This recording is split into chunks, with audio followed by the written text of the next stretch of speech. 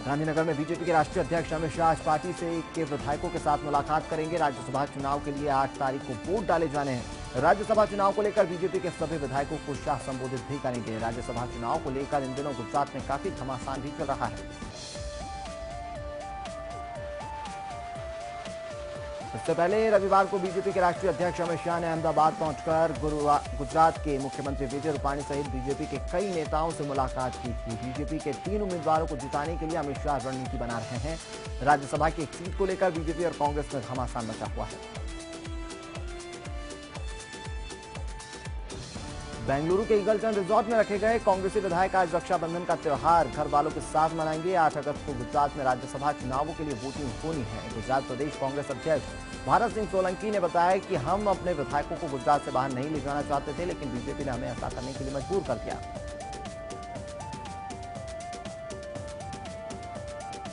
त्रिपुरा में टीएमसी के 6 बर्खास्त विधायक आज औपचारिक रूप से बीजेपी में शामिल होंगे। उन्होंने एनडीए के राष्ट्रपति पद के उम्मीदवार रामनाथ कोविंद को वोट दिया था। केंद्रीय नेताओं से विचार विमर्श के बाद पहले ही उन्हें पार्टी में शामिल करने का फैसला ले लिया गया था। बर्खास्त विधायकों ने घोषणा की थी कि वे राष्ट्रपति पद के किसी ऐसे उम्मीदवार का समर्थन नहीं करेंगे जिसका समर्थन माकपा कर रही हो। त्रिपुरा विधानसभा में विपक्ष के पूर्व नेता सुदीप रॉय बर्मन और 5 अन्य विधायकों ने खुलेआम कोविंद के समर्थन की घोषणा की थी, तो टीएमसी ने उन्हें पार्टी से बाहर कर दिया।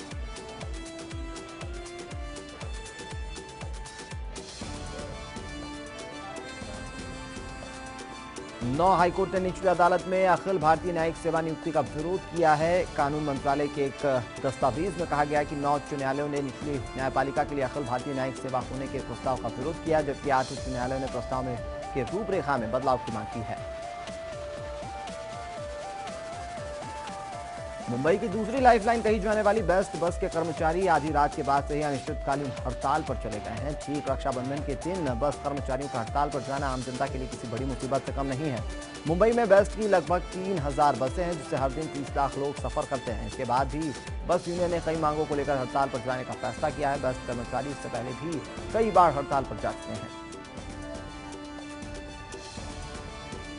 महाराष्ट्र में दही हांडी के मामले में सुप्रीम कोर्ट ने बॉम्बे हाईकोर्ट को केस पर दोबारा सुनवाई करने के निर्देश दिए हैं। हाईकोर्ट ने इसकी सुनवाई की जाएगी। कोर्ट ने बॉम्बे हाईकोर्ट को महाराष्ट्र सरकार की सुरक्षा को लेकर दाखिल हलफनामे के आधार पर नए सिरे से सुनवाई करने को कहा था।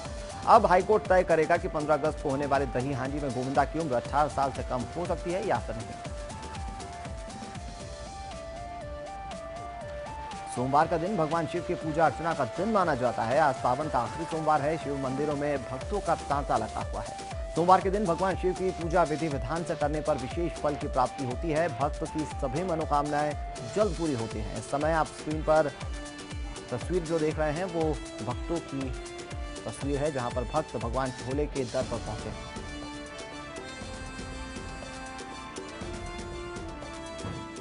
वाराणसी में संत स्वामी करपात्री जी महाराज की स्मृति में करपात्री धाम में एक सेमिनार का आयोजन किया गया। सेमिनार में काशी के सभी प्रमुख धार्मिक विद्वानों ने हिस्सा लिया। धर्म के साथ राजनीति करने पर बल भी दिया। सेमिनार की अध्यक्षता स्वामी अभिषेक ब्रह्मचारी ने की। कार्यक्रम का उद्घाटन केंद्रीय आयुष मंत्री श्रीपद नाइक ने किया।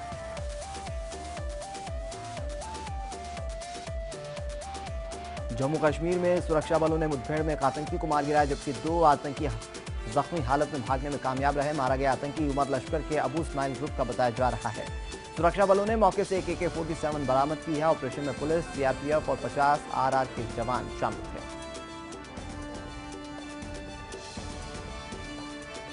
कारवां अमन बस सेवा जो श्रीनगर और पाकिस्तान अधिकृत कश्मीर के मुजफ्फराबाद के बीच चलती है, वो आज से दोबारा शुरू हो जाएगी। कारवां अमन एक साप्ताहिक बस सेवा है जो पिछले 1 महीने से रद्द कर दी गई थी। अब चूंकि सीमा पार से यह संदेश आया था कि पाकिस्तान अधिकृत कश्मीर के राष्ट्रपति सरदार मोहम्मद इब्राहिम खान की पुण्यतिथि के चलते वहां छुट्टी है। यह बस सेवा सप्ताह में 2 बार होती है, लेकिन नियंत्रण रेखा पर तनाव के चलते इस पर यात्री बहुत कम हो गए थे।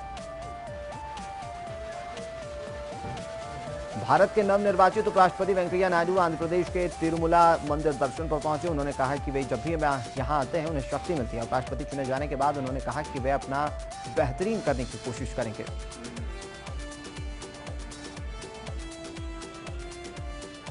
गोंदा के गांव पंडितपुरवा में एक भाई ने अपनी बहन को रक्षाबंधन के मौके पर शौचालय गिफ्ट किया है। युवती को शौचालय बाहर जाना पड़ता था, इससे भाई ने अपनी बहन को ये तोहफा दिया है। तोहफे में शौचालय पाकर बहन बेहद खुश है। प्रशासन भी इसकी जमकर तारीफ कर रहा है। डीएम ने युवती को भारत स्वच्छ मिशन के लिए गांव पंडित पुरवा का ब्रांड एम्बेसडर और गांव की दूसरी 5 लड़कियों को स्वच्छता दूत बनाया है। अवसर पर मैंने अपने बहन को टॉयलेट गिफ्ट किया है, क्योंकि हमारे बहन को वहाँ बाहर जाने में टॉयलेट करने में सब बहुत परेशानी होती थी और पानी वानी बरसता था तो सबसे ज़्यादा परेशानी होती, इसीलिए मैंने। जूली जी, क्या गिफ्ट मिला है, कैसे क्या है, पूरी बात बताइए। सर, रक्षाबंधन का पर्व था तो मेरे भाइयों ने हमें टॉयलेट गिफ्ट किया है, क्योंकि सर टॉयलेट जब मेरे यहाँ जब हम लोग सोच जाते हैं इतनी प्रॉब्लम होती है और लड़कियों को इतनी ज़्यादा परेशानी होती है कि मैं वो शेयर नहीं कर सकती हूँ किसी से भी। और मेरा एक सपना था कि मेरे घर में भी टॉयलेट हो और आज मेरा ये सपना साकार हो गया। रक्षाबंधन का त्यौहार पूरे देश में धूमधाम के साथ मनाया जा रहा है। सियासतदान भी इस मौके पर पीछे नहीं है। उत्तराखंड के मुख्यमंत्री त्रिवेंद्र सिंह रावत के घर पर रक्षाबंधन की धूम दिखाई दी।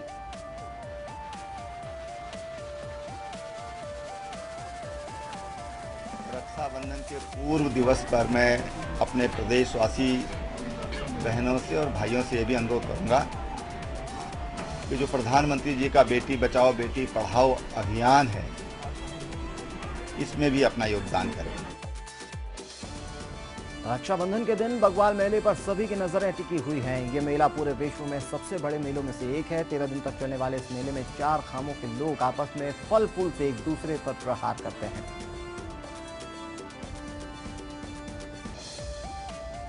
आजमगढ़ के रेशमी नगर मुबारकपुर एक स्कूल में 26 फुट की राखी बनाई गई है, जो कि इस राखी को तैयार करने में ज्यादातर मुस्लिम महिलाएं शामिल हैं। छात्राओं का कहना है कि ये राखी हमारे उन भाइयों के लिए बनाई गई है जो अपनी जान जोखिम में डालकर और हमारे परिवार की रक्षा बॉर्डर पर करते हैं। राखी कई दिनों की मेहनत के बाद बनाई गई। बॉर्डर पे खड़े हमारी रक्षा करते हैं। हम उनकी मतलब कभी भी हम उनकी केयर करते हैं, तो हम कोई भी फंक्शन होता है तब उसको हम याद करते हैं। तो इस राखी को बस डेडिकेट किया गया है उन ब्रदर्स को जो अपनी जान को जोखिम में डालकर वहाँ पे हमारी रक्षा करते हैं, हर बहनों की, पूरे परिवार की रक्षा करते हैं। सैंड आर्टिस्ट सुदर्शन पटनायक ने रक्षाबंधन के मौके पर लड़कों को हेलमेट पहनने की सलाह दी है। उन्होंने रक्षाबंधन के मौके पर हेलमेट पहनने की नसीहत दी, जिससे कि लड़के सुरक्षित रह सकें।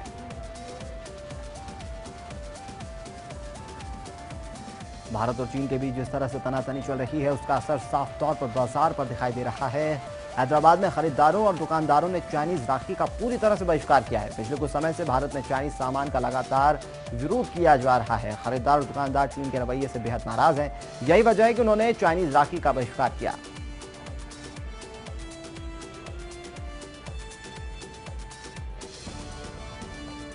प्रधानमंत्री नरेंद्र मोदी और उत्तर प्रदेश के मुख्यमंत्री योगी आदित्यनाथ के वीआईपी कल्चर खत्म करने के बावजूद उत्तर प्रदेश के कैबिनेट मंत्री ठाकुर जयवीर सिंह हूटर बजाती गाड़ियों के काफिले के साथ नजर आए। इस दौरान उन्होंने बीएसपी पर जमकर निशाना साधा। उन्होंने कहा कि बीएसपी बाबा साहेब और कांशीराम के मिशन से बहुत दूर आ चुकी है। उन्होंने प्रधानमंत्री नरेंद्र मोदी की जमकर तारीफ भी की।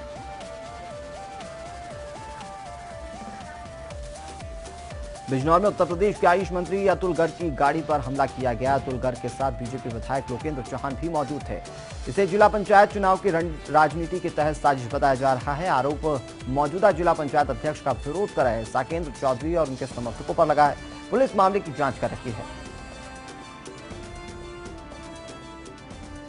बीजेपी विधायक लोकेंद्र चौहान पर आरोप है कि वे जिला पंचायत अध्यक्ष को सपोर्ट कर रहे हैं और इससे नाराजगी के चलते जिला पंचायत अध्यक्ष के खिलाफ अविश्वास प्रस्ताव लाने वाले साकेंद्र चौधरी ने अपने समर्थकों के साथ बीजेपी विधायक का विरोध किया है। उनकी गाड़ी रोक ली और फिर उन्हें गाड़ी से उतारने की कोशिश भी की गई। इसको लेकर हंगामा और हो गया। बाद में सूचना पर पहुंची पुलिस ने विरोध करने वाले लोगों को वहां से भगा दिया और फिर पूरे मामले की जानकारी दी। उत्तर प्रदेश के ऊर्जा मंत्री श्रीकांत शर्मा ने प्रदेश में बिजली चोरी के लेकर सख्त रवैया अपनाने के साथ साथ बकायेदारों को जलील करने का तरीका भी ढूंढा है। श्रीकांत शर्मा ने अधिकारियों को निर्देश दिए हैं कि जो 1 लाख या फिर उससे ज्यादा बकायेदार हैं, उनके फोटो अखबार में छपाए जाएंगे। उन्होंने कहा कि ये लोग गरीबों के घरों में बिजली पहुंचाने में सबसे बड़े बाधक हैं। हमारा विषय ये है कि हमारे उस फीडर पर सबसे ज्यादा चोरी हो रही है, राजस्व की हानि हो रही है। उन फीडरों को चिन्हित करो बर्बादी और इस अभियान को और तेज चलाओ। ये जो लाख रुपए तक के बकायेदार हैं, इनके फोटो लगाओ अखबारों में नाम छपाओ, चौराहों पर फोटो लगवाओ, इनके जलील करो जितना कर सकते हो। बीएसपी के पूर्व नेता और यूपी के पूर्व कैबिनेट मंत्री कमलाकांत गौतम ने अब अपनी अलग पार्टी बना ली है। उनकी नई पार्टी का नाम बहुजन उत्थान पार्टी रखा गया है। कमला गौतम कांत का कहना है कि मायावती के हारने की मुख्य वजह यही थी कि मायावती ने पटेल, कुर्मी और केवट समाज के अगुआ ददुआ ठोकिया और शंकर केवट की हत्या करवा दी थी। बीएसपी नेता के मुताबिक इन तीनों की हत्या की वजह से मायावती का चुनाव में सफाया हो गया। बहुजन समाज पार्टी के नेता मर्डर कराए, ये दुख की बात है, खेद की बात है। इसीलिए बहुजन समाज से बीसी समाज झटक गया, बढ़ गया। हाँ, ये बताना, बहुजन हिताय, बहुजन सुखाय मानव काशी राम साहब ने दिया था, बहन जिसको राउंड दिया जूती से। गोरखपुर के दौरे पर पहुंचे नगर विकास के प्रमुख सचिव मनोज कुमार सिंह ने अधिकारियों से कई सवाल किए। उन्होंने महिसरा स्थित सॉलिड वेस्ट मैनेजमेंट की जमीन का निरीक्षण किया और काम पूरा नहीं होने पर नगर आयुक्त से सवाल भी पूछा। उनके कई सवालों से अधिकारियों के पसीने भी छूट गए। 2 दिन हम लोगों ने गोरखपुर में देखा म्यूनिसिपल कमिश्नर साहब के साथ, और सफाई की व्यवस्था में काफ़ी सुधार की गुंजाइश है और ज़रूरत है। ट्रेंचिंग ग्राउंड की व्यवस्था को भी ठीक करने की ज़रूरत है। काशी हिंदू विश्वविद्यालय के विधि संकाय में रविवार को एल्यूमिनी मीट का आयोजन किया गया, जिससे दूर दूर से आए पूर्व छात्रों ने एक दूसरे से मिलकर पुरानी यादों को ताज़ा किया। संकाय के पूर्व छात्र और सुप्रीम कोर्ट के वरिष्ठ अधिवक्ता प्रदीप राय और एपी न्यूज चैनल के एडिटर इन चीफ राष्ट्रीय को सम्मानित किया गया। एपी न्यूज चैनल की तरफ से विधि संकाय की ई लाइब्रेरी की सौगात भी दी गई। हम लोग जब यहाँ पर पढ़ रहे थे उस समय लगता था कि फिर दोबारा जब यहाँ से जाने के बाद हम फिर कभी आएंगे या नहीं आएंगे, और आएंगे तो किस तरह से आएंगे। लेकिन आज लगता है कि वक्त थम गया है। घड़ी की सुइयाँ, वक्त बीता वक्त वापस नहीं आता, यहाँ वक्त बीतने के बाद फिर पीछे चलता है। और आप सब लोगों के आशीर्वाद की वजह से, आप सब लोगों के प्यार की वजह से, सहयोग की वजह से सब कुछ संभव हो पाया है कि हम लोग जीवन में जो कुछ भी कर रहे हैं, इसके लिए आप लोग के आशीर्वाद के बिना शायद ये संभव नहीं था। और आप लोगों की एक जब भी मिलने पर एक जो स्वाभाविक आशीर्वाद देने की प्रवृत्ति और ये एहसास करना कि देखिए ये अपने बच्चे हैं, इन्होंने ये अच्छा कर रहे हैं। कई बार ऐसा बुरा लगता है कि सारे लोग एक टाइम में पहचानते थे हम लोगों को, अभी कैंपस में पहचानने वाले लोग नहीं हैं, जानते नहीं हम लोगों को। हम लोग ये तो महसूस करते हैं चलो कोई नहीं पहचानता, ये इमारत तो पहचानती है। ये भावनात्मक क्षण है, मैं ज़्यादा बोल नहीं सकता इस पर। मैं दोबारा से आप सब लोगों का आभार प्रकट करता हूँ। बनारस की बहू, आप लोगों की भाभी हूँ।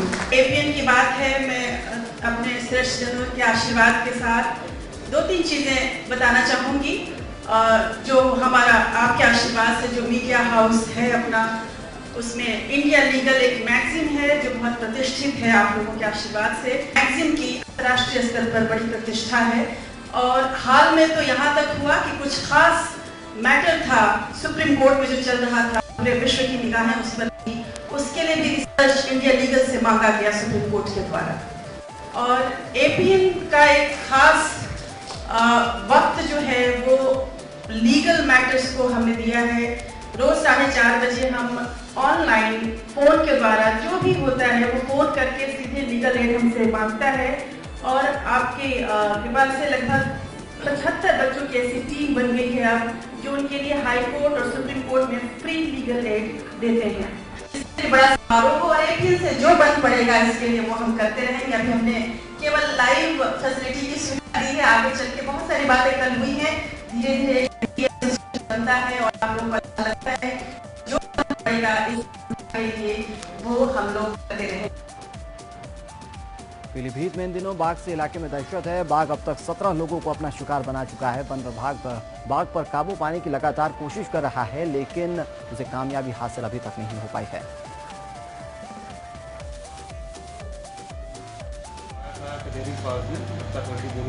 टाइगर था, वहाँ हम 2 पेड़ लगाए गए थे, कैमरे लगाए गए थे, वहाँ टाइगर दिखाई दिया था। आज जो पता लगा कि सिरसा गाँव के पास ही टाइगर है और हम लोग मौके भी देखने गए थे, वहाँ टाइगर रास्तों में है और एक जगह शिकार किया हुआ है, वहाँ हमारी टीम लगा दी गई। कानपुर एसीएम कोर्ट में फर्जी तरीके से जमानत देने का मामला सामने आया है। आरोप है कि बिना मजिस्ट्रेट हस्ताक्षर के ही जमानत के आदेश दे दिए जाते हैं। इस फर्जीवाड़े का खेल खुलासा मीडिया ने किया है। आरोप है कि इस खेल में पारंगत कोर्ट के बाबू और पेशेकार अपराधियों से साठगांठ कर फर्जीवाड़ा किया जा रहा है। अनुचित लाभ पहुंचाते हुए अभियुक्तों को जमानत पर रिहा कर दिया। बिना रिमांड पेपर पे सिग्नेचर किए हुए मजिस्ट्रेट के अभियुक्त रिहा हो गए हैं और वो घर जा चुके हैं। ना जमानत गिर आए हैं, ना कोई आया हुआ है। बागपत में मिलावटखोरी को लेकर छापेमारी की जा रही है, लेकिन आरोप है कि छापेमारी की आड़ में वसूली भी जारी है। बागपत में बड़े पैमाने पर मिलावटखोरी को रोकने के लिए यहां पर छापेमारी अभियान चलाया जा रहा है और कुछ लोग ऐसे भी हैं जिन पर कार्रवाई की जाती है, लेकिन अधिकांश मामलों में व्यापारियों से समझौता करने का आरोप लग रहा है।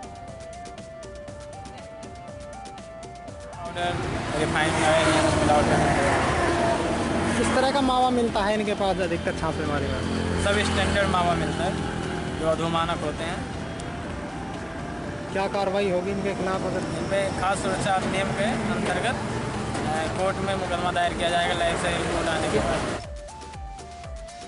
मुजफ्फरनगर के थाना चौथावल के गांव कुटेसरा में पकड़े गए आतंकी अब्दुल्ला का देर रात अस्पताल में उसे भर्ती कराया गया। पुलिस ने सूत्रों की माने तो एसटीएस पूछताछ के दौरान आतंकी अब्दुल्ला की तबीयत अचानक नासाज होने से उसे आधी रात को मुजफ्फरनगर के जिला अस्पताल में भर्ती कराया गया। एपीएन के कैमरे में ये कैद हुआ है। इधर इलाज के बाद एटीएस की टीम अब्दुल्ला को लेकर अज्ञात स्थान के लिए रवाना हो गई।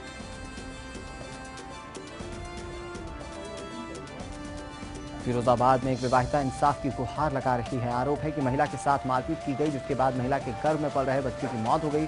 पुलिस अब तक आरोपी को गिरफ्तार नहीं कर पाई है। आरोप है कि एक शख्स ने महिला से छेड़छाड़ करने की कोशिश की। महिला ने जब इसका विरोध किया तो आरोपी ने उसकी बेरहमी से पिटाई कर दी, जिसके बाद महिला के गर्भ में पल रहे बच्चे की मौत हो गई।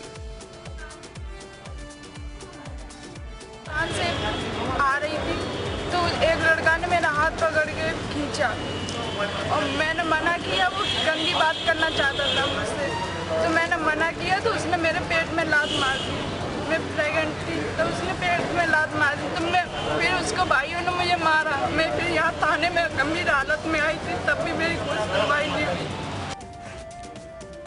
शाहजहांपुर में एक झोला छाप डॉक्टर पर अपने ही मरीज के साथ रेप करने का आरोप लगा है। घटना जलालाबाद की है, जहां पर महिला और उसका बच्चा बीमार था। महिला ने डॉक्टर को दवा देने के लिए घर पर बुलाया था, जिसके बाद डॉक्टर महिला के घर पहुंचा। महिला को अकेला पाकर उसने अपनी हवस का उसे शिकार बना लिया। फिलहाल पुलिस ने मामला दर्ज कर लिया है, आगे की छानबीन शुरू करती है। रुड़की के कैलनपुर गांव में डबल मर्डर से पुलिस के महकमे में हड़कंप मच गया। पाइप गोदाम में 2 चौकीदारों को बदमाशों ने धारदार हथियार से मौत के घाट उतार दिया। बदमाश दोनों की हत्या करने के बाद गोदाम में लगे सीसीटीवी कैमरे की झिल्लियां लेकर भी फरार हो गए। पुलिस इस मामले में आपसी रंजिश के साथ साथ अवैध संबंध की भी बात कह रही है। झांसी की पुलिस ने लुटेरों को गिरफ्तार किया है। पुलिस ने सरगना के बीच सड़क पर डांस भी करवाया है। आरोप है कि सरगना से डांस करवाया गया और फिर वीडियो बनाकर उसे सोशल मीडिया पर वायरल कर दिया गया। बताया जा रहा है कि लुटेरा चैन छीनने के बाद डांस करता हुआ भाग जाता था। पुलिस को इस लुटेरे की काफी समय से तलाश थी।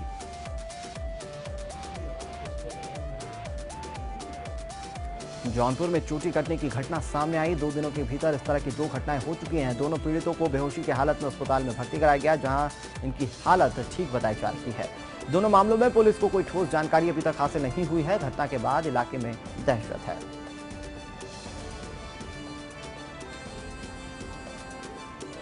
शाहजहांपुर में एक डॉक्टर ने मरीज के साथ ही बलात्कार किया है। मरीज को देखने के बहाने डॉक्टर घर में घुसाया और फिर उसने मरीज के साथ बलात्कार किया। फिलहाल पुलिस ने मामला दर्ज कर आरोपी डॉक्टर की तलाश शुरू कर दी है।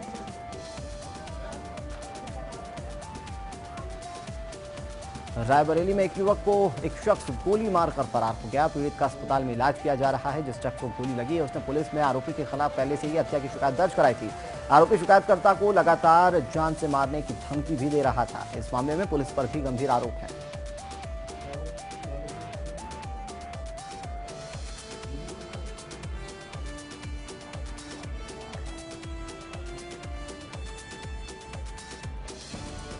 भदोही जिले के औराई एसडीएम पर महिलाओं के साथ अभद्रता का आरोप लगा है। इस बात को लेकर सैकड़ों की संख्या में लेखपाल एजीएम के पास शिकायत को लेकर पहुंचे। लेखपालों का आरोप है कि एजीएम की तरफ से भी कोई संतोषजनक जवाब उन्हें नहीं मिला।